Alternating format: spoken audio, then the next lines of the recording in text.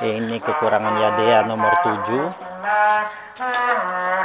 Suspensinya ini saya rasa suspensi depan ya teman-teman ya. Suspensi depan.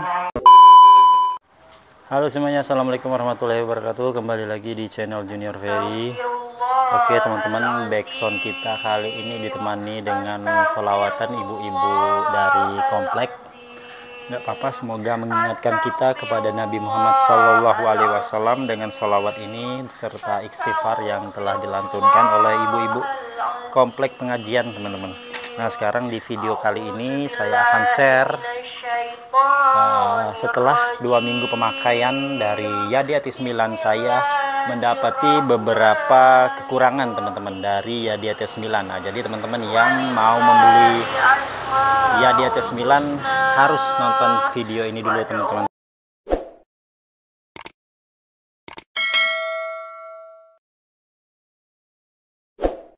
Yang pertama itu adalah engsel joknya ringkih. Nah, engsel kita sekarang bahas dari kekurangannya ya, engsel joknya ringkih. Kenapa saya bilang engsel joknya ringkih? Karena teman-teman bisa lihat sendiri. Ini ya dia nih ada fitur buka jok sendiri dari remote teman-teman. Nah, oke, kita lihat joknya ya. Ini udah kebuka.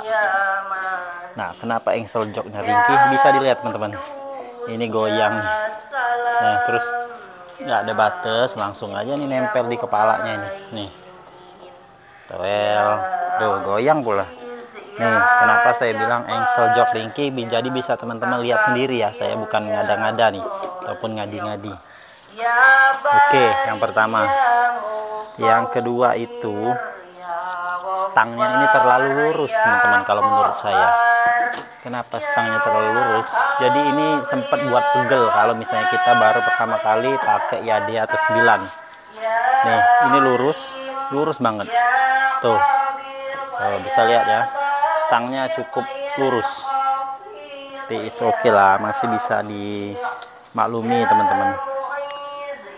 Selanjutnya yang ketiga kekurangannya yaitu bobot dari motor Yadea T9 ini berat banget teman-teman, ngelebihin NMAX. Jadi kalau misalnya lu ada NMAX ya, lo mau geser-geser masih bisa teman-teman. Tapi Yadea ini kalau mau gesernya di parkiran standar samping digeser, waduh teman-teman kantor juga ngeluh. Mau geser berat, mana bunyi lagi. Kalau misalnya lagi di parkiran kan alarmnya aktif tuh kalau kita aktifin. Nah jadi Yadea ini bobotnya berat, tapi nggak masalah. Pas waktu jalan ini motor aman-aman aja teman-teman, karena ya torsi bawahnya cukup kenceng. Yang ketiga ini yang keempat sorry ya, nutup joknya harus kuat. Jadi ini tadi kan belum ditutup nih, belum ditutup ya. Kalau mau nutupnya teman-teman, kalau misalnya kayak motor Beat kayak gitu ya, konvensional, bunyi cetek ya, cetek. Ini enggak. Jadi kita harus kayak gini. Ini posisinya nih, posisi dari pengaitnya nih ya. Nih. Kita agak tekan nih. Tuh, baru deh. Ya. Kalau misalnya kayak gini, kita nutupnya sembarangan kayak gini, nggak mau dia di ujung sini, nggak mau nih, nggak mau. Nah ini baru bisa nih. Jadi di sini kita harus tahu ada selanya teman-teman. Oke, kita masih tetap dibarengi dengan sholawatan ibu-ibu.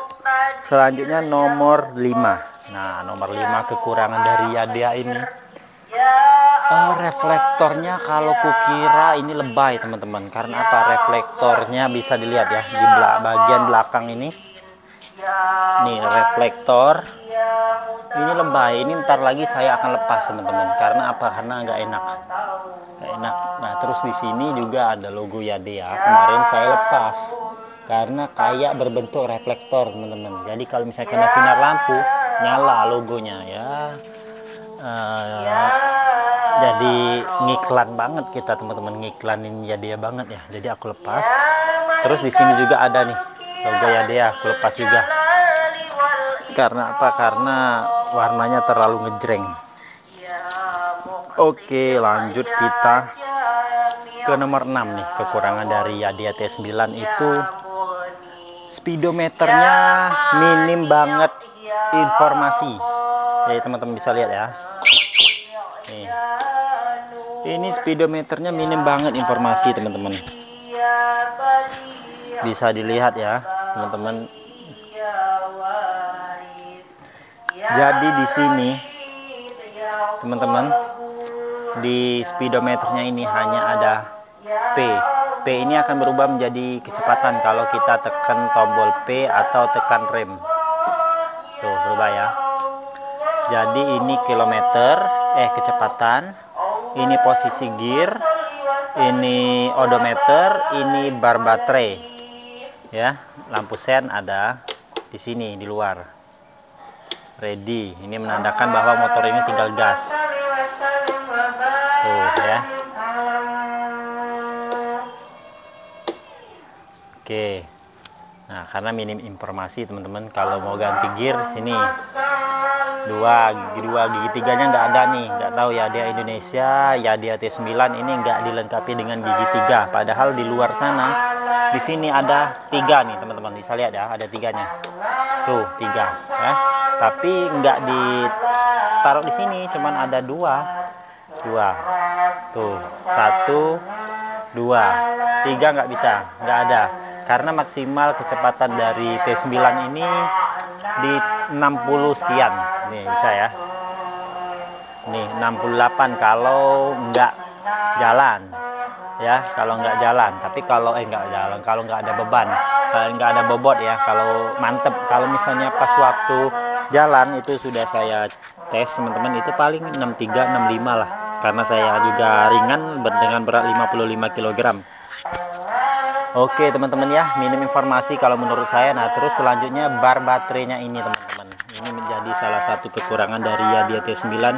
Bar baterainya ini nggak menunjukkan persentase seperti kebanyakan motor-motor listrik lainnya teman-teman. Jadi kalau misalnya kita mau mengukur baterainya, ini nggak kelihatan teman-teman, dianya akan berkurang. Kalau misalnya emang udah hampir-hampir habis, dia akan berkurang nih, dia akan baru berkurang teman-teman. Kalau misalnya masih, ini semalam baru gue cas ya, ini masih penuh. Kalau misalnya dia mau berkurang pas ditanjakan, dia mau berkurang nih. Nah itu menjadi salah satu, seharusnya diganti aja persentase bar baterainya, jangan yang bar teman-teman, nggak ada persenannya kita susah. Jadi untuk mengatasinya kita selama ini menggunakan kilometer nih, catat kilometer. Kalau sekiranya 80 km perjalanan kita udah mulai cas, walaupun ini kan diklaim 100 km, ada juga pernah yang menempuh 125 km di India, itu 125 km baterainya habis. Cukup ya, cukup tangguh ya. Oke, itu kekurangan nomor 6. Nah selanjutnya nomor 7, kekurangan nomor 7 teman-teman. Ini kekurangan Yadia nomor 7. Suspensinya ini saya rasa suspensi depan ya teman-teman ya, suspensi depan sangat-sangat keras teman-teman. Karena apa, pas waktu ngelewatin jalan jelek ya teman-teman, kita terasa banget stangnya geter. Stangnya ini geter banget, kepalanya teman-teman, kayak gitu, jadi tangan kita ngikut geter teman-teman. Karena apa? Karena suspensi depan ini lumayan keras nih teman-teman. Nih ini suspensinya yang ku bilang lumayan keras. Nah tapi banyak teman-teman grup mengakalinya dengan mengganti pernya teman-teman. Jadi ganti per PCX digantinya, ataupun per NMAX, supaya jadi lebih soft. Itu teman-teman, jadi keras banget nih pas waktu jalan keriting. Mulai kalau kita mau ngebut ini kepalanya nggak bisa nahan teman-teman, getarannya nggak diredam dengan baik.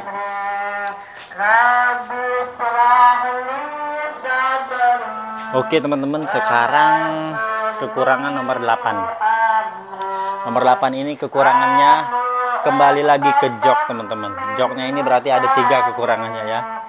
Yang tadi joknya engselnya terlalu ringkih, yang kedua susah nutup, yang ketiga joknya ini kurang panjang teman-teman.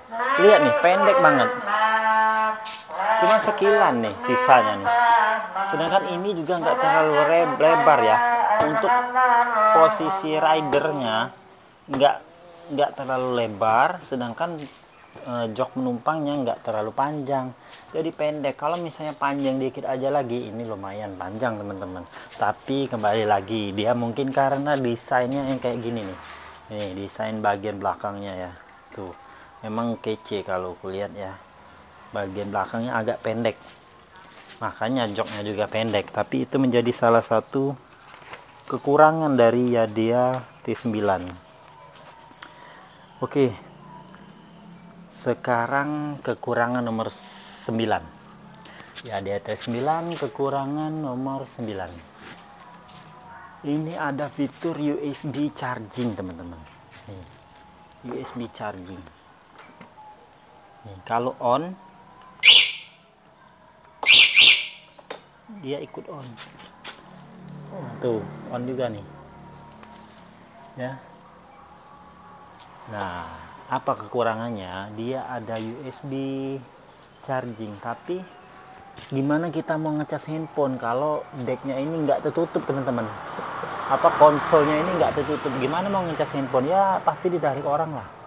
Seharusnya kalau memang misalnya ada USB ini, ya minimal dibuatin lah tempat nyimpen handphonenya. Gimana ini mau ngecas? Tarik orang lah pas waktu di jalan. Atau USB-nya ditaruh di dalam jok, jadi ngecasnya di bawah jok teman-teman. Oke, itu nomor 9. Nah, ini kekurangan nomor 10 teman-teman. Nomor 10 ini aku agak kesel. Ini agak kesel teman-teman. Nomor 10 ini kalau kena hujan, switch perlampuan agak sedikit bermasalah. Karena apa? Karena aku udah ngalamin 2 kali lampu sennya nggak nyala karena gara-gara aku nerambas hujan, nerambas banjir teman-teman. Banjir mungkin nggak sampai naik ya, karena switchnya di atas. Ini kena hujan ataupun aku cuci aja pakai gayung aja, dia udah nggak mau nyala lampu sennya. Nah, ini aku baru klaim ke Indomobil kemarin karena sempat hujan juga. Aku klaim ke Indomobil karena nggak nyala lampu sennya. Nah, ini udah nyala lagi. Itu yang jadi salah satu permasalahan untuk bagian elektrikal setelah menerjang banjir. Seharusnya kan seperti motor-motor Jepang, kalau ngelewatin banjir lampu switchnya itu aman-aman aja walaupun motornya mogok. Tapi ini motornya nggak mogok, tapi switchnya ini yang bermasalah teman-teman. Switchnya bermasalah, itu aja sih. Kalau untuk motornya aman waktu ngelewatin banjir. Nih ada videonya di atas, cerita aku ngelewatin banjir sama video aku ngelewatin banjir ya. Cek di deskripsi maupun di atas. Oke.